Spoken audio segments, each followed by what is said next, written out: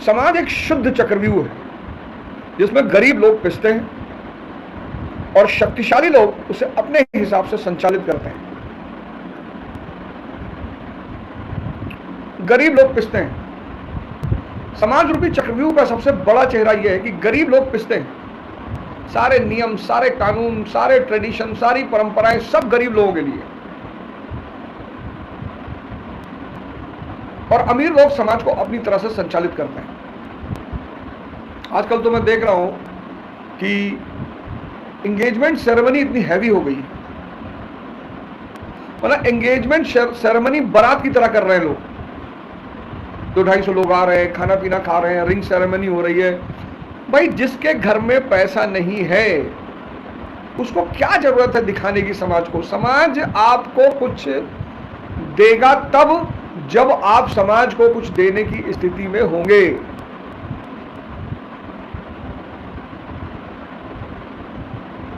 इतना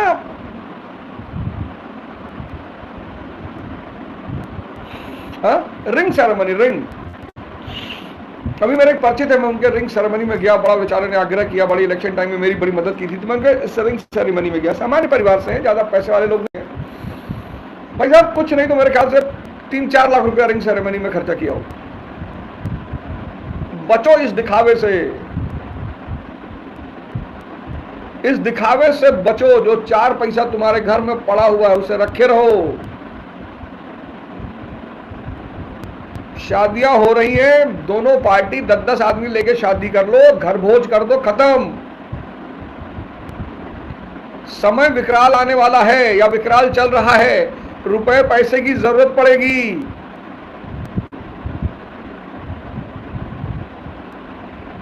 रुपए पैसे की जरूरत पड़ेगी। और कुछ लोग को मैं देख रहा हूं कि उधार लेके कर रहे हैं। मतलब जिनके पास है वो तो ठीक है, जिनके पास नहीं है वो उधार लेके कर रहे हैं। अपराध है।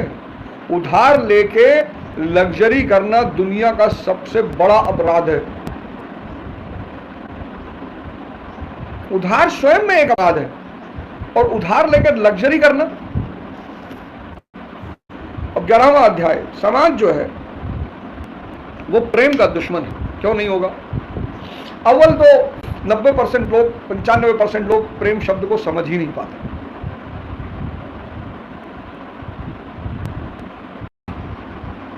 नब्बे 90% लोग प्रेम शब्द को समझ ही नहीं पाते। 2 शब्द ऐसे हैं जिनको अगर आप समझ गए, ध्यान क्या है? ध्यान है इस असत्य माया से अपने मन को खींचकर सत्य पर लगा लेना, बस।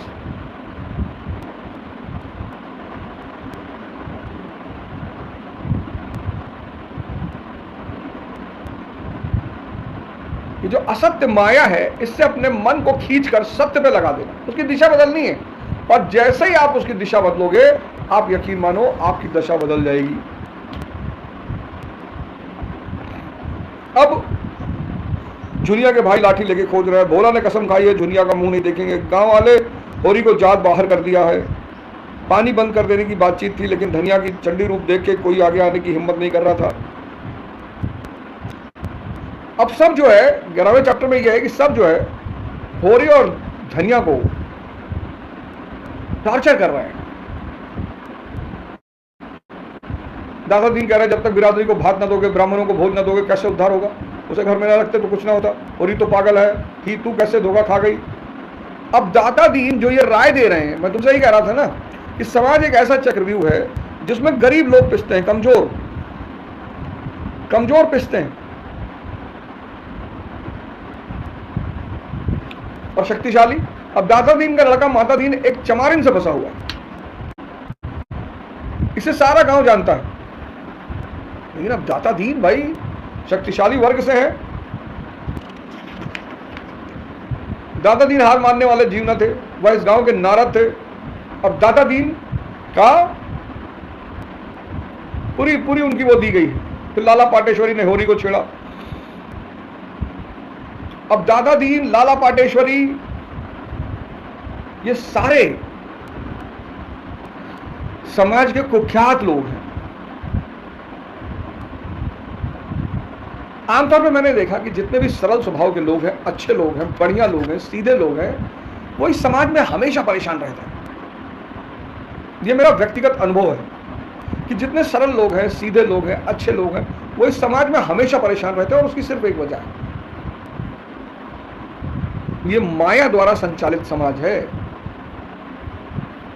यहां वही खुशी रहेगा जो मायावी होगा, यहां सब खुशी नहीं रहेगी। बहुत लोगों को मैंने सुना सवाल करते कि भैया ये बदमाशों के पास इतनी संपन्नता कैसे होती है? अरे बदमाश माया का पूरा सिद्धांत समझते हैं, तुम नहीं समझते। माया किसके पास आएगी? मैथ का टॉपर कौन होगा? जो मैथ लगा लेगा। जो मैथ लगा ही नहीं पाएगा,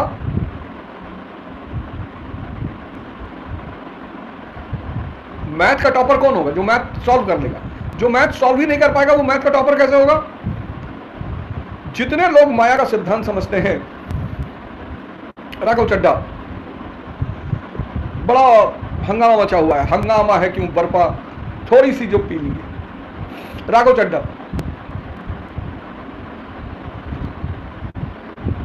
जो भी व्यक्ति विलासिता और सुविधा में जी लेगा एक लंबे समय तक, उसके संघर्ष करने की क्षमता मर जाएगी। यह नियम है, आप लिख लो।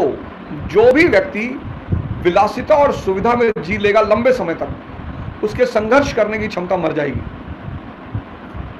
और जैसे उसे संघर्ष दिखाई पड़ेगा, वो तुरंत पाला बदल लेगा।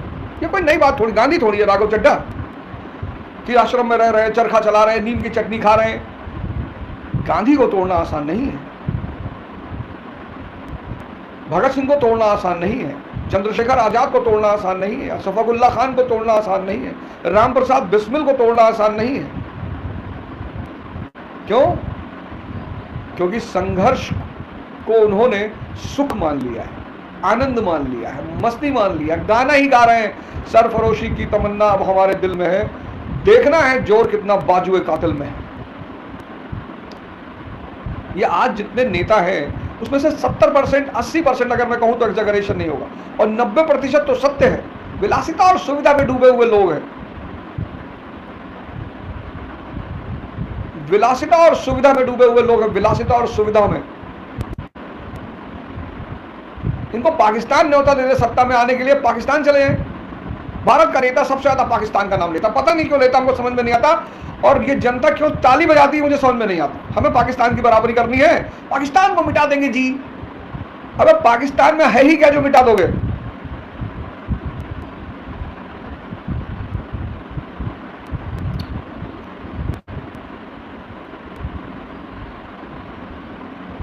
पाकिस्तान में है ही क्या जो मिटा दोगे?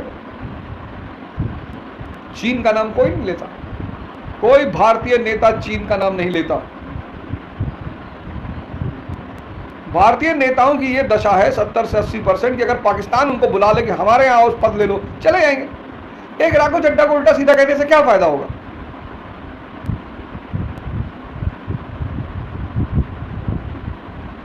एक राघव चड्ढा को उल्टा सीधा कहने से कितने सारे एग्जाम्पल हैं। नरेश अग्रवाल, सब खाटी सफाई थे, भाजपा में चले गए, गायब हो गए। मतलब कितने एग्जाम्पल हैं 2014 के बाद से जिन्होंने पार्टी बदलकर भाजपा ज्वाइन कर ली। क्यों? क्योंकि विलासिता और सुविधा में जी रहे थे। इनको पता चला कि भाई साहब सबकी फाइल तैयार है, युद्ध कौन करेगा? जिसको लड़ना आता है, जिसने राणा प्रताप जैसा आदमी युद्ध करेगा, जिसने युद्ध को जीवन मान लिया है, आनंद मान लिया है। और तुम ऐसे ही लोगों को चुन रहे हो। अब इस देश में एक आंदोलन करना पड़ेगा, सत्याग्रह, राइट टू रिकॉल। अगर जनप्रतिनिधि जनता की आकांक्षाओं पे खरा नहीं उतर रहा है तो जनता उसे वापस बुला सकती है। बस, और कुछ नहीं करना है, और कुछ नहीं करना है। सत्याग्रह करना है कि जनता को राइट टू रिकॉल चाहिए। इस देश का राजा कौन है? इस देश की जनता। जनता जब चाहे तब किसी की सदस्यता को खत्म कर सकती है। जब जनता किसी को चुन सकती है तो जनता उसकी सदस्यता को खत्म क्यों नहीं कर सकती? ये सारे कुख्यात दाता दीन, पंडित दाता दीन, लाला पाटेश्वरी और ये सारे के सारे कुख्यात लोग वो दो गरीब पति पत्नी के पीछे पड़े हुए हैं। अब होरी को तोड़ना आसान है।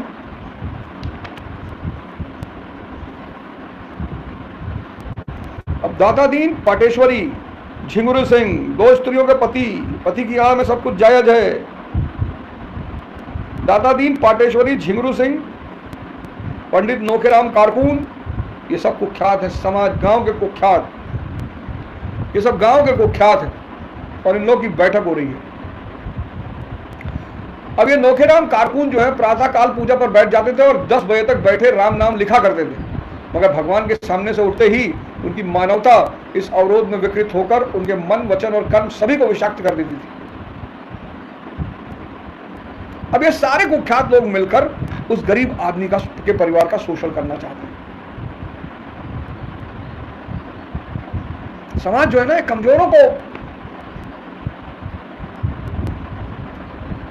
गांव के सारे कुख्यात होरी का और उसके परिवार का शोषण करना चाहते हैं। सारे कुख्यात, गांव के सारे कुख्यात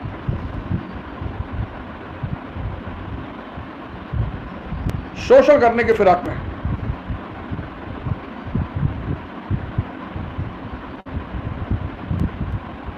तो 100 रुपए तावान लगा दिया। 100 रुपए तावान केवल एक दिन गांव के आदमियों को बटोर कर उसकी मंजूरी ले लेने का अभिनय आवश्यक था, संभव था। इसमें 10-5 दिन की देर हो जाती, पर आधी रात को झुनिया को लड़का पैदा हो गया और दूसरे दिन गांव वालों की पंचायत बैठ गई।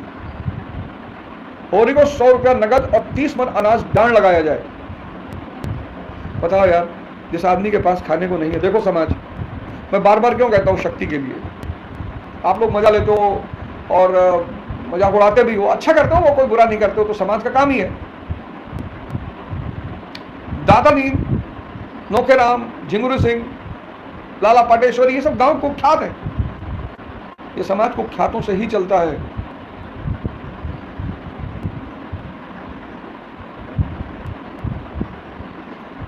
भारत में चुनाव लड़ना किसी आम आदमी के लिए संभव है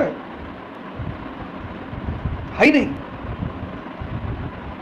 मतलब मैं तो एक व्यक्तिगत अनुभव रख के लिया हूं कि आम आदमी इस देश में चुनाव लड़ ही नहीं सकता।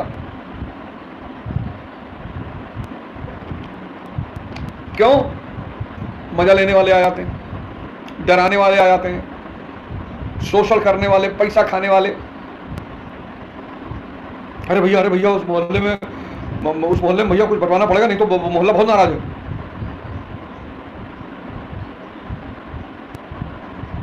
अबे लड़का पैदा हुआ है जो सुहारी बटवाओगे? वो तो पटपड़गंज वालों का मैं सौभाग्य, मतलब जिंदगी भर ऋणी रहूंगा। पटपड़गंज के लोगों का मैं जिंदगी भर ऋणी रहूंगा कि उन्होंने 47,000 वोट दिए, सेकंड पोजीशन,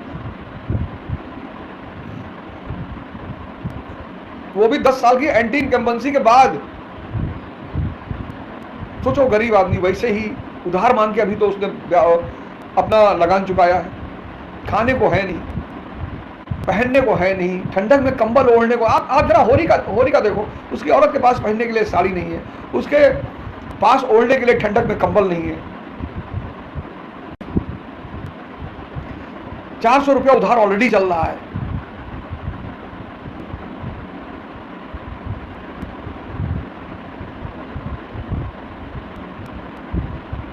उसने गुनाह क्या किया है? उसका गुनाह क्या है? एक गर्भवती अविवाहित स्त्री को अपने घर में जगह दे देता है। लेकिन समाज भय पर ही चलता है। ये समाज का नियम है। समाज भय पे चलता है, भय पे। समाज बहुत खतरनाक चीज है। अगर आप कमजोर है ना, तो समाज आपका जीना हराम कर देगा। तो अब भाई एक आदमी ने ये काम किया, अगर दंड नहीं दिया जाएगा तो ये प्रेसिडेंट बन जाएगा, सभी करेंगे।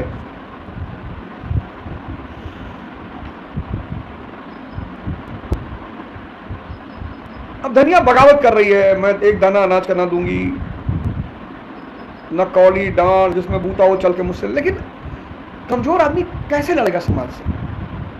मैंने कहा ना, एक मूवी आई थी डकैत, सनी देओल की, एक पान सिंह तोमर आई थी, इसी पे तो आधारित है कि समाज ने इतना शोषण कर लिया कि वो बागी हो गए, डाकू हो गए। खैर, होरी ने देना शुरू किया, फिर बाद में धनिया ने रोका कि भाई सब दे दोगे तो बच्चे क्या खाएंगे, और अंत में ये सारा मामला विनोद पे आके खत्म होता है। तो 11वें चैप्टर का पूरा सार यह है कि समाज एक चक्रव्यूह है जिसमें कुख्यात लोग कमजोर लोगों का शोषण करते हैं। बस समाज जो है वो एक चक्रव्यूह है, यही इसका सार है। समाज एक चक्रव्यूह है जिसमें कुख्यात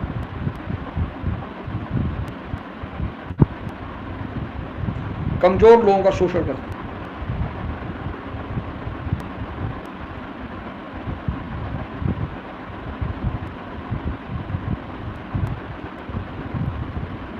कमजोर लोगों का शोषण करता है। आपने देखा ना, आप देखो हर आदमी राम कथा करा रहा है भारत में। उत्तर भारत में जैसे होड़ लगी है राम कथा कराने की, और जितना ज्यादा राम कथा करा रहे हैं उतना ज्यादा समाज में तनाव बढ़ रहा है। पता नहीं, इतना धर्म बढ़ रहा है, चारों तरफ दिखाई पड़ रहा है, इतनी धार्मिक गतिविधियां बढ़ रही, लेकिन समाज में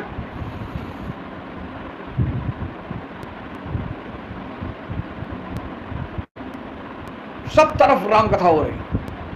भैया चला होते हो तो बड़ा अच्छा लगा, भैया ये है, भैया वो है। लेकिन किसी से कह दो कि अस्पताल में फलाना आदमी एडमिट है, 10 रुपए की मदद कर दो उसको, तो किसी की जेब से शायद ही 10 रुपया निकले।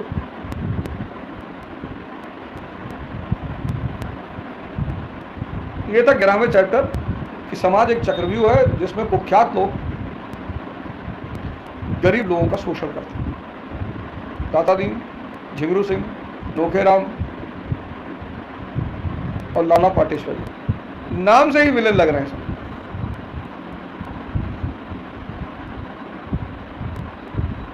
दाता दीन, लाला पाटेश्वरी, नोखेराम और झिंगरू सिंह।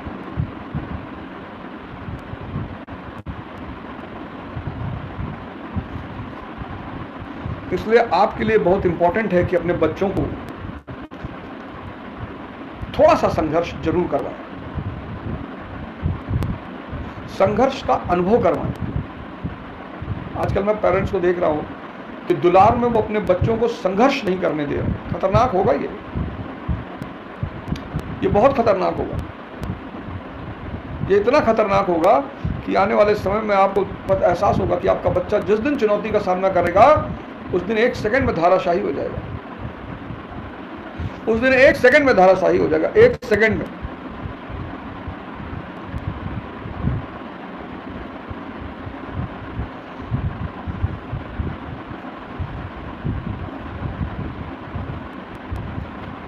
जिस दिन आपके बच्चे को संघर्ष का सामना करना पड़ा उस दिन आपका बच्चा तत्काल धाराशाही हो जाएगा। इसलिए हर परिवार को, हर माँ बाप को ये चाहिए, हर माँ बाप को ये चाहिए कि वो अपने बच्चे को छोटा छोटा संघर्ष करना जरूर सिखाए। मैं अभी यूपी बिहार में घूम रहा हूँ और दोपहर में बच्चियों को देख रहा हूँ, इस भरी दोपहर में, भरी धूप में साइकिल चला के स्कूल से घर जा रही है और घर से स्कूल आ रही है। मैं सोच रहा हूँ शहर में बहुत सारे बच्चों को अगर इस धूप में बाहर भेज दिया जाए तो दोबारा लौट के तो नहीं आएंगे। इस धूप में अगर शहर के बहुत सारे बच्चों को साइकिल लेके 5 किलोमीटर चलवा दिया जाए 2-3 बजे के आसपास, तो बहुत सारे तो वापस लौट के नहीं आएंगे। इतने कमजोर हो चुके हैं अंदर से।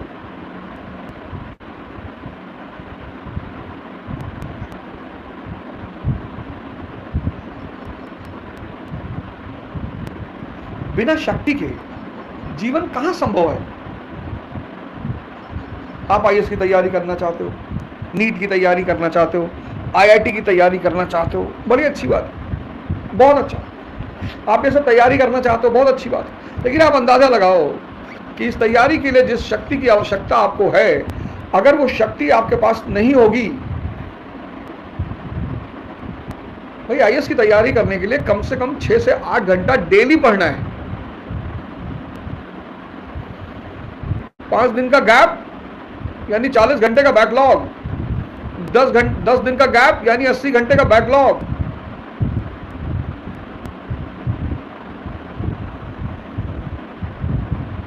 30 दिन का गैप यानी 240 घंटे का बैकलॉग, और 240 घंटे का बैकलॉग आप फिर कभी पूरा नहीं कर पाओगे।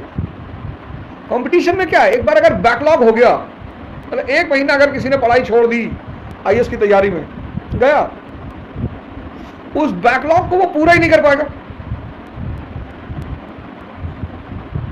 और डेली अपने उत्साह को बनाए रखना सबके लिए संभव नहीं है। कंपटीशन का सबसे बड़ा खतरा क्या है? कॉलेज में क्या है, 15 दिन एग्जाम है, 15 दिन उत्साह बनाए रखना संभव है, लेकिन कंपटीशन में पर डे उत्साह बनाए रखना है, पर डे। 1 साल लगातार प्रतिदिन उत्साह बनाकर रखना है, संभव नहीं है। 90% लोग जो कंपटीशनों में फेल करते हैं उसकी वजह यह है, सबसे बड़ी वजह, 1 वर्ष तक प्रतिदिन उत्साह बनाकर 8 घंटे पढ़ना है, और वो सबके लिए संभव नहीं है। और यहीं पर 90% प्रतिस्पर्धियों की हार की रूपरेखा लिख दी जाती है। पहली कमी कि 1 वर्ष तक प्रतिदिन उत्साह बनाए रखना संभव नहीं है। दूसरा 90% लोग होमवर्क ही नहीं करते। कोचिंग जाते हैं, पढ़ते हैं, चले आते हैं, होमवर्क ही नहीं करते। होमवर्क किसी भी तैयारी की आत्मा है। होमवर्क मतलब क्या? कंसोलिडेशन। जो आपने क्लास में पढ़ा है घर पे आकर मजबूत करना है। मराठों ने पूरी भारत पे कब्जा किया, लेकिन साम्राज्य नहीं बना पाए। क्यों? क्योंकि जहां कब्जा किया वहां वसूली की, चले आए।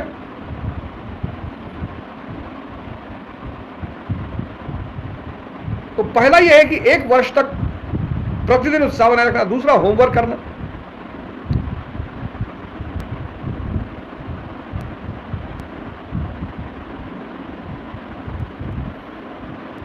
तीसरा,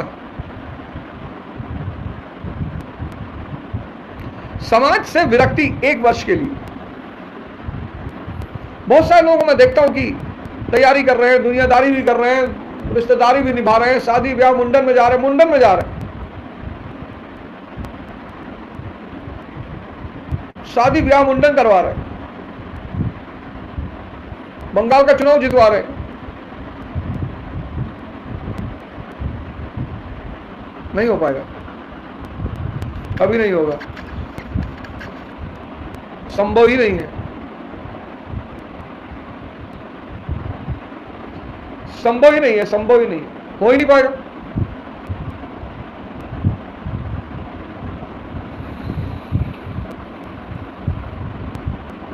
चौथा, आंतरिक शक्ति के विकास पर ध्यान नहीं देते लोग।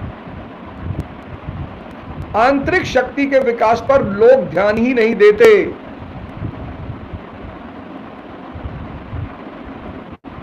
मन और तन।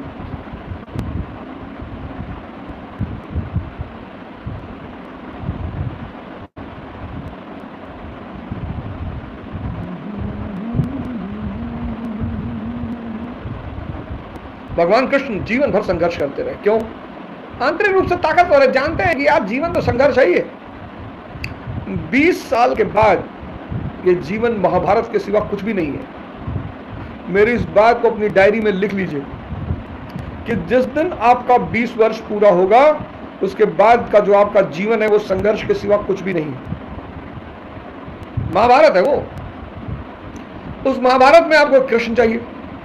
वो कोई भी हो सकता है, वो आपके माँ बाप हो सकते हैं, भाई बहन हो सकता है, दोस्त हो सकता है, पति हो सकता है, पत्नी हो सकता है।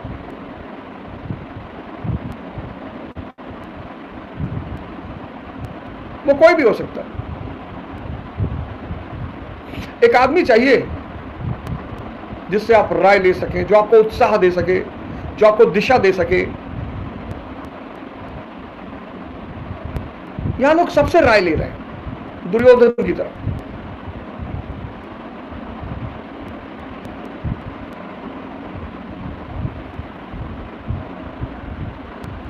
इस जीवन में सिर्फ एक ही आनंद है, शक्ति।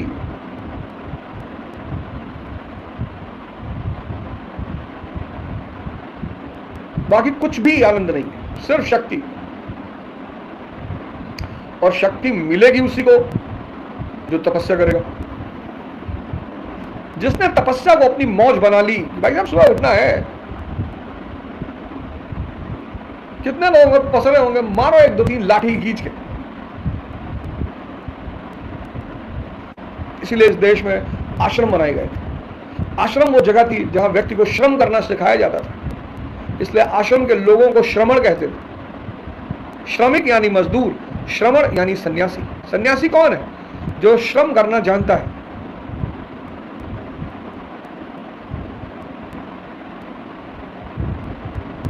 इतने रिश्ते बना लिए लोगों ने।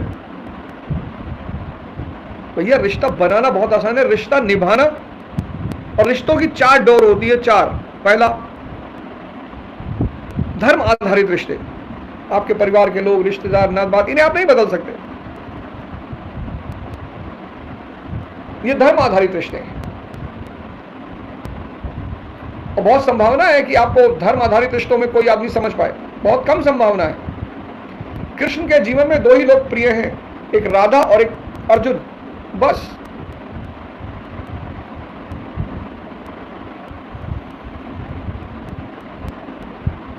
एक तो धर्म आधारित, एक हित आधारित। आपका हित किसी से मिलता है तो संबंध है, रिश्ते हैं। आप पता करिए कि आपका किस आदमी से कौन सा रिश्ता और उसे कितना टाइम देना है। एक तो धर्म आधारित है, धर्म आधारित रिश्ते हैं तो निभाने ही पड़ेंगे, लेकिन बहुत ज्यादा नहीं। जो व्यक्ति आपको समझ रहा है, जो व्यक्ति आपको समझ रहा है, आपके विकास में सहायक है, बस। बाकी किसी का लोड मत लीजिए, कोई भी हो। धर्म निभाइए। हित आधारित रिश्ते, उसमें अगर सामने वाले का हित मेंटेन रहेगा तो रिश्ते बने रहेंगे। तीसरा है मस्ती आधारित रिश्ते, साथ में ताश खेलने वाला, साथ में नशा करने वाला, ये रिश्ते बस जब तक मस्ती चल रही तभी तक है। जो चौथे तरह का रिश्ता है वो बहुत शानदार रिश्ता है, भाव आधारित रिश्ता। ये जीवन में 1 मिनिमम, मैक्सिमम 4, इससे ज्यादा नहीं हो सकते। इससे ज्यादा अगर आपके पास है तो आपके पिता का पैसा लोग उड़ा रहे हैं, बस।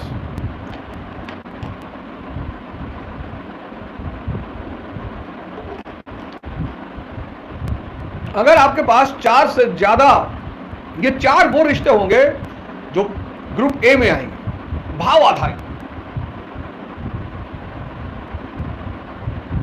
सबसे प्यारे रिश्ते दुनिया के, इसमें कोई भी हो सकता है। इसमें आपका परिवार का आदमी हो सकता है, परिवार के बाहर का आदमी हो सकता है। भाव आधारित। तो रिश्तों की 4 डोर है, पहला भाव, दूसरा धर्म, तीसरा हित, चौथा मस्ती। ऐसे रिश्तों को 4 ग्रुप में बांट लीजिए, group A, group B, group C, group D. अब चारों ग्रुप को अगर आप समान व्यवहार करेंगे तो आप भीख मांगेंगे। कभी कभी जब आपको परिवार में लोग नहीं समझते, आपके माँ बाप नहीं समझते, आपका भाई नहीं समझता, आपकी पत्नी नहीं समझती, आपकी बहन नहीं समझते लोग आपको, उनको समझाइए मत। मेरे कहने का मतलब ये नहीं, यही है मेरे कहने का मतलब। इस जीवन में किसी को समझाने की कोशिश मत करिएगा, नहीं तो आपकी जिंदगी नरक हो जाएगी।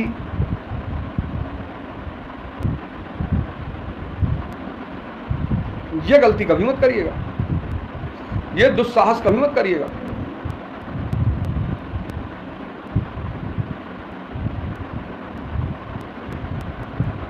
आप किसी को समझा नहीं पाओगे, भगवान नहीं समझा पाए।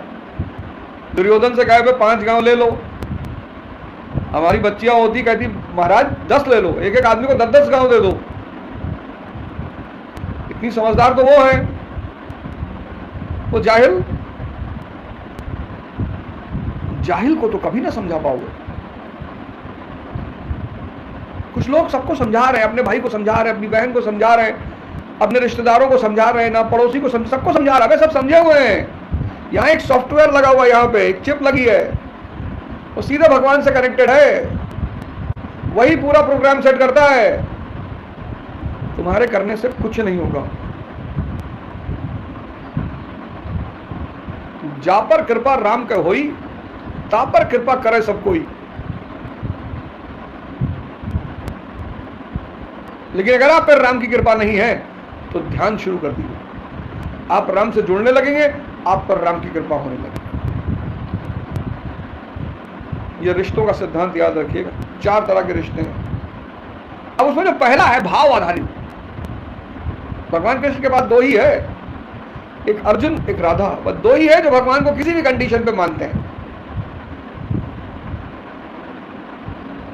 भगवान कृष्ण के पास 100 लोग नहीं है,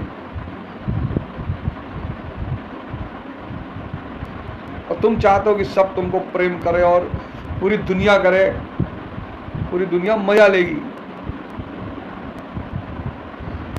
पूरी दुनिया तुमसे मजा लेगी, मजा।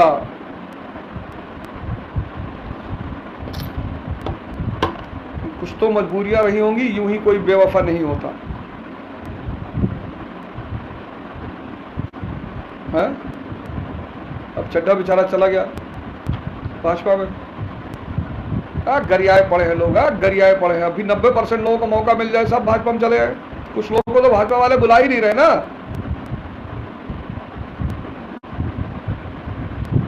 कुछ लोगों को तो भाजपा वाले बुला ही नहीं रहे।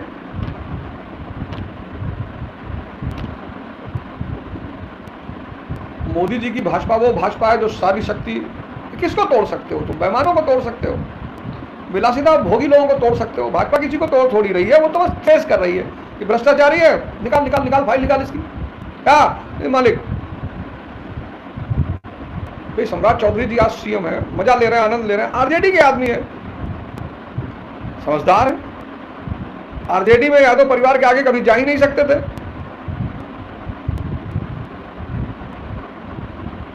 आरजेडी में तेजस्वी यादव की जगह सीएम हो जाते, समझदार आदमी है, मौका मिल गया हो गया सीएम, क्या बुराई है?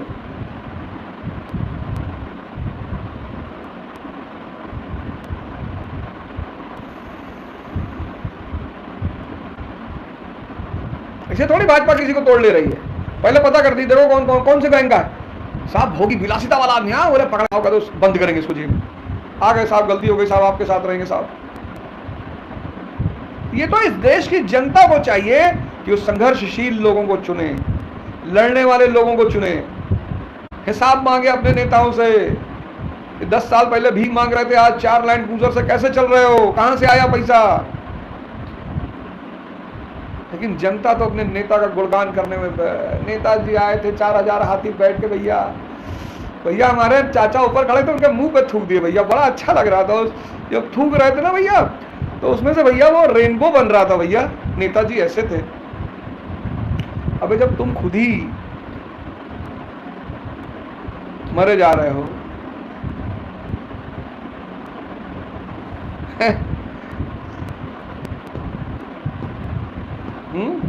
चलिए फिर ध्यान करते हैं। आंख बंद करिए, शरीर ढीला, आंख बंद, शरीर ढीला, पूरा ढीला, आंख बंद, सांसों पर ध्यान। सांसों को देखना है, सांसों को चलाना नहीं है कि ऊपर नीचे चला रहा है टक्की की तरह, चरखे की तरह। सांसों को चलाना नहीं है, बस देखना है। हो सके तो आंखों पे पट्टी बांध लीजिए, सांस बंद, शरीर ढीला, आंख बंद, सॉरी सांस बंद, अब तो आप चले जाओगे, निकल लोगे। आंख बंद, शरीर ढीला, सांसों पर ध्यान और इष्ट चिंतन।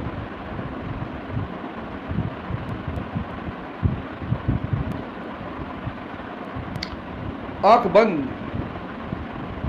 शरीर ढीला, सांसों पर ध्यान और इष्ट चिंतन। इष्ट मतलब जिसको आप प्रेम करते हैं, जिसको सोचने के बाद आपके अंदर पॉजिटिविटी आ जाती है, आप उत्साहित हो जाते हैं। ऐसा कोई आदमी, ऐसा कोई स्त्री, अगर आपके पास इष्ट के रूप में गुरु है तब तो आप बहुत सौभाग्यशाली। लेकिन अगर नहीं है तो कोई भी ऐसा आदमी जिसको सोचकर आप उत्साहित हो जाते हैं, कंडीशन यही है कि उसका विचार आते ही आप उत्साहित हो जाते हैं, खुशी हो जाते हैं, प्रसन्न हो जाते हैं, उसको कहते हैं इष्ट चिंतन।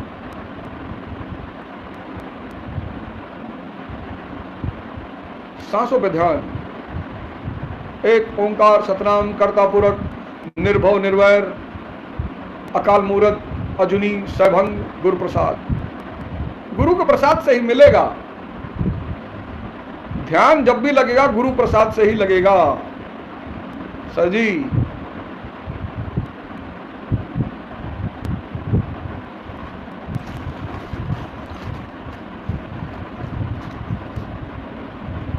ध्यान जब भी लगेगा गुरु प्रसाद से।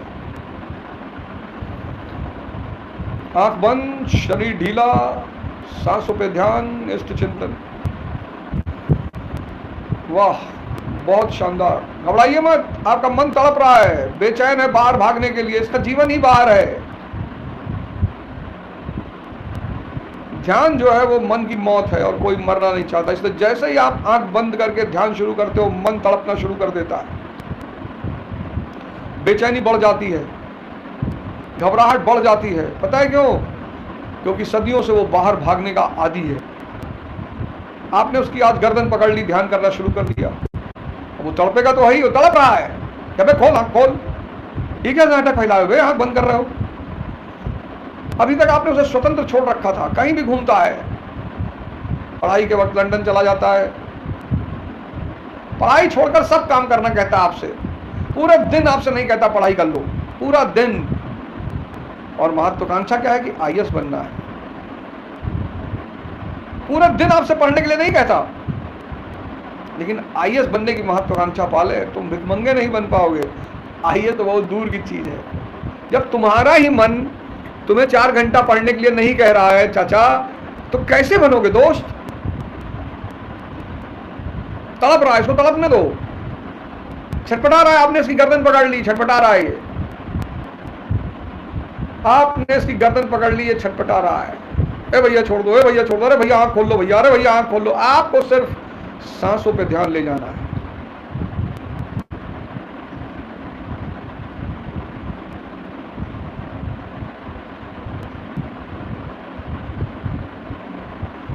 क्या करना है? सांसों पर ध्यान देना, सांसों पर। आपको सिर्फ सांसों पर ध्यान लेना है, सिर्फ और सिर्फ और सिर्फ सांसें।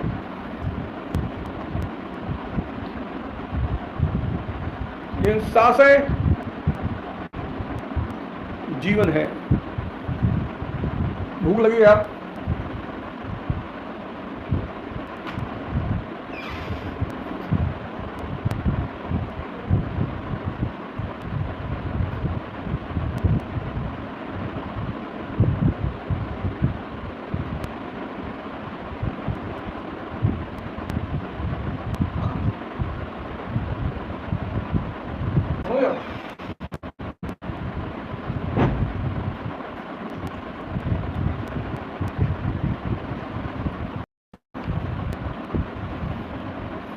आंखें बंद, शरीर ढीला, सांसों पर ध्यान। उस रिश्ते के लिए 24 घंटे अवेलेबल रहिए जो रिश्ता भाव पे टिका हुआ है। बाकी अगर सबके लिए आप 24 घंटे अवेलेबल रहेंगे तो आप हमसे एक सर्टिफिकेट ले लीजिए, मैसेज करिएगा, मैं आपको भेज दूंगा, आप भीख मांगेंगे।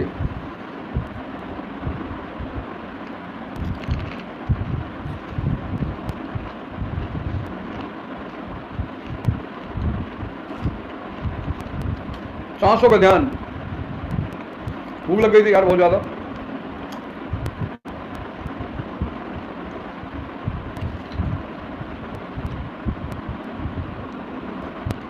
आंखें बंद, शरीर ढीला, सांसों पे ध्यान, इष्ट चिंतन।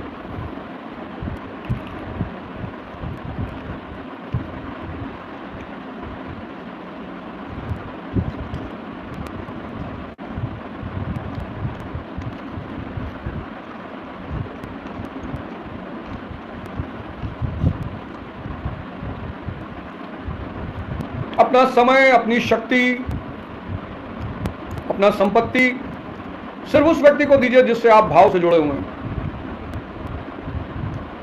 क्योंकि भाव का संबंध सबसे मजबूत संबंध होता है।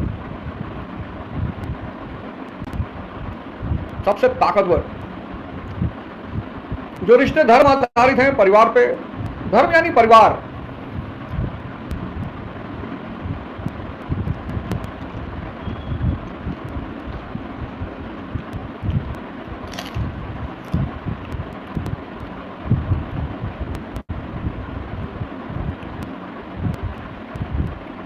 धर्म यानी परिवार,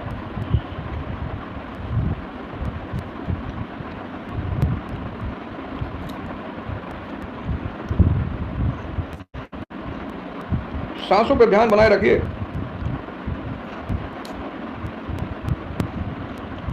सांसों पे ध्यान। सांस यानी जीवन।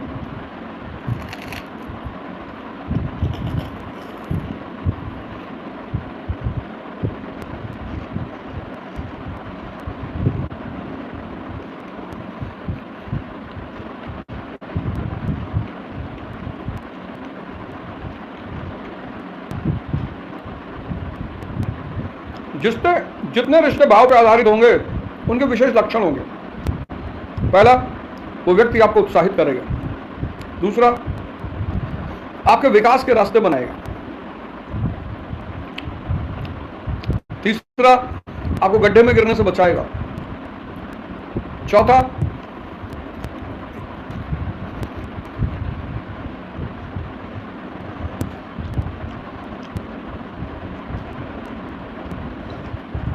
उस व्यक्ति के साथ बैठकर आपको आनंद आएगा।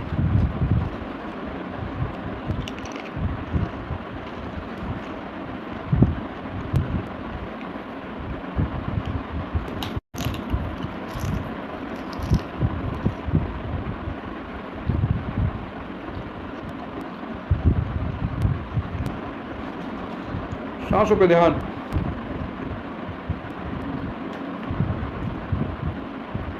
सारा ध्यान सांसों पे।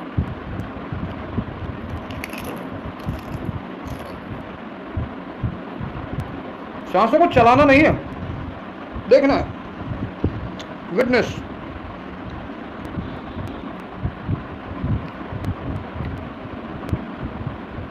साक्षित्व।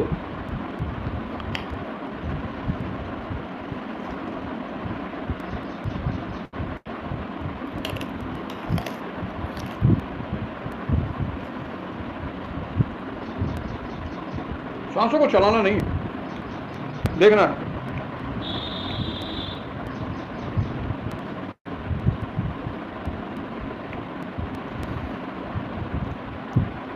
जो रिश्ते हित आधारित हैं उनमें ज्यादा टेंशन नहीं लेनी। जब तक हित की पूर्ति रहेगी रिश्ते बने रहेंगे।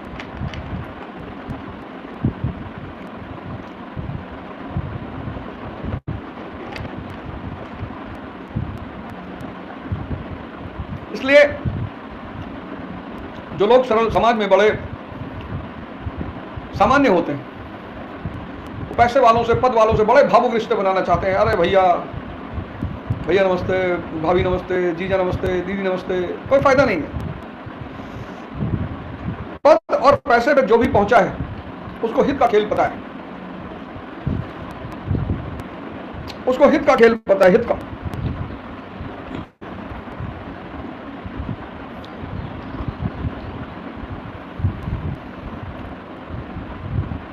ज्योतिरादित्य सिंधिया कांग्रेस के कितने बड़े लीडर हैं, चले गए बीजेपी में, और कितने राइट टाइम पे गए, पद भी बना हुआ, पैसा भी बना हुआ।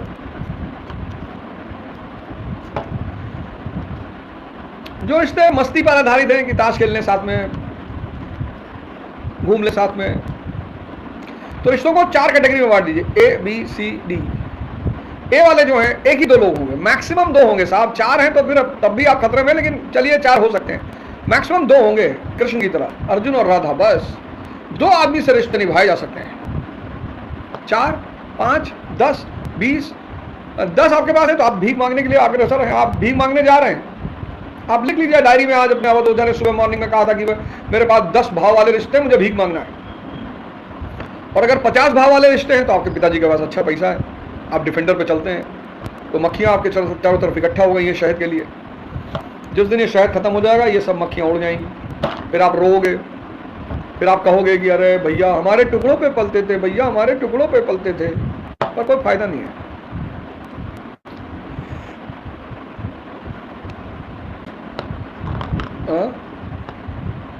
अब मुन्ना की तरह अगर कंपाउंडर और ललित जैसे दोस्त हैं तो भीख तो वैसे ही मांगना है,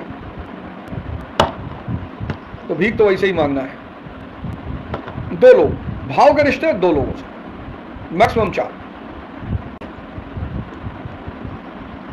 फिर धर्म के रिश्ते, धर्म के रिश्तों कितना टाइम देना है आप डिसाइड कर लो।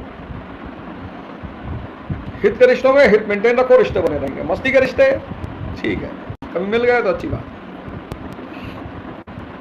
और सबसे ज्यादा ध्यान दीजिए अपनी सांसों पर। कल शाम परसों अगर आपने गीता का शो देखा होगा, वो अल्टीमेट शो था, अल्टीमेट। उसमें एक सूत्र मैंने बताया, यही सूत्र, जैसे ही मन बाहर भागे काम की तरफ, क्रोध की तरफ, लोभ की तरफ, मोह की तरफ, कुछ नहीं करना है, आंख बंद करनी है, सांस पे ध्यान करना है। सांस यानी हनुमान जी, जैसे हनुमान जी को साधोगे हनुमान जी तुम्हें राम जी से जोड़ देंगे, यानी तुम्हारी चेतना। और जैसे ही तुम राम जी से जुड़े बाली पस्त हो जाएगा। बाली यानी तुम्हारा मन, अध्यानी मन बाली है, तुमसे हस्तमैथुन करवाएगा डेली। अध्यानी जो मन है वो बाली है, बाली तुम्हारी आधी शक्ति खींच लेता है, तुम जान ही नहीं पाते हो। जो अध्यानी लोगों का मन है वो बाली है, तुमसे हस्तमैथुन करवाएगा डेली, तुमसे रील दिखवाएगा 6-6 घंटे डेली, और कुछ नहीं कर पाओगे, तुम असहाय तड़पते रहोगे। 4 घंटे चाय की दुकान पे बैठा देगा,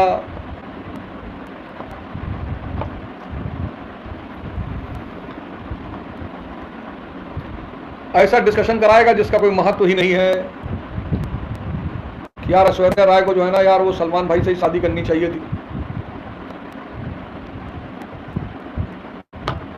इसी पे 3.5 घंटे बहस चल रही। बेवकूफ लोग क्या है, त्रिभुवन मिश्रा सीए टॉपर में वो जो दोनों बेवकूफ हैं, क्या नाम है, ढैचा, ढैचा और उसका जो दोस्त है तगड़ा, वो दोनों किस बात पे बहस करते हैं कि सलमान बड़े कि शाहरुख बड़े। देखो मूर्खों का जो डिस्कशन का विषय होता है वो विषय ही सतही होता है। अब हॉर्मोन्स पे तो डिस्कशन कर नहीं सकते, पता नहीं हॉर्मोन्स।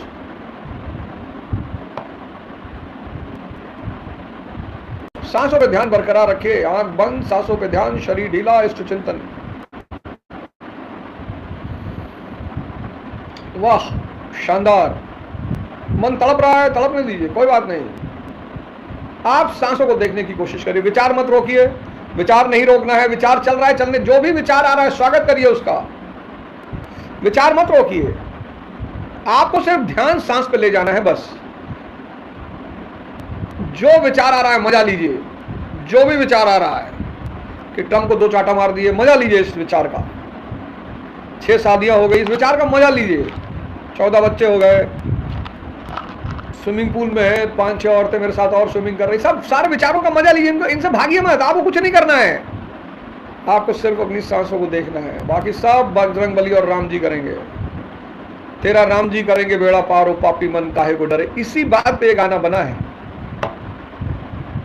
तेरा राम जी करेंगे बेड़ा पार, ओ पापी मन काहे को डरे, काहे को डरे, काहे को डरे, काहे को डरे, तेरा राम जी करेंगे बेड़ा पार, ओ पापी मन काहे को डरे।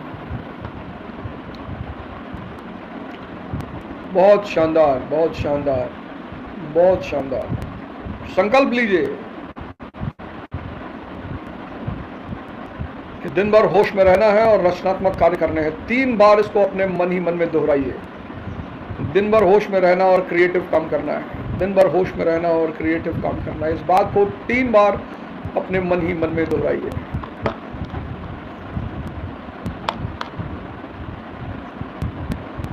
मस्त रहिए, मौज करिए। पूरे दिन भर का प्रोग्राम डायरी में लिख लीजिए, डायरी बना लीजिए तुरंत। अब यहाँ से उठिए तो सीधे डायरी बना लीजिए, प्राणायाम कर लीजिए, कम से कम अनुलोम विलोम और कपालभाति कर ही लीजिए 5-5 मिनट। और फिर पूरे दिन की डायरी बना लीजिए। किसी को काउंसलिंग की ज़रूरत है, इस वक्त एक छूट चल रही है, शायद विशेष छूट चल रही है कि अगर आप ओके का कोर्स लेते हैं तो आपको काउंसलिंग फ्री मिलेगी। जो काउंसलिंग का 2100 रुपया देना है वो नहीं देना पड़ेगा। 9217046989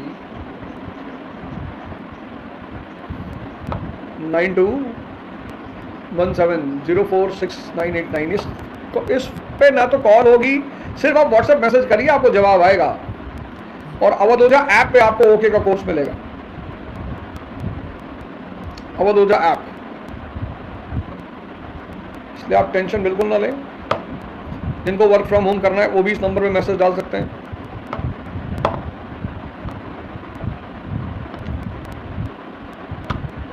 मस्त रहिए, आपका दिन मंगलमय हो, खुश रहिए। और एक काम, तारीफ करिए लोगों की। आज दिन भर जो भी आपसे मिले उसकी तारीफ करिए बस। फिर एक हफ्ते बाद मुझे मैसेज करके बताइएगा कि कैसा रहा। जय हिंद, जय भारत।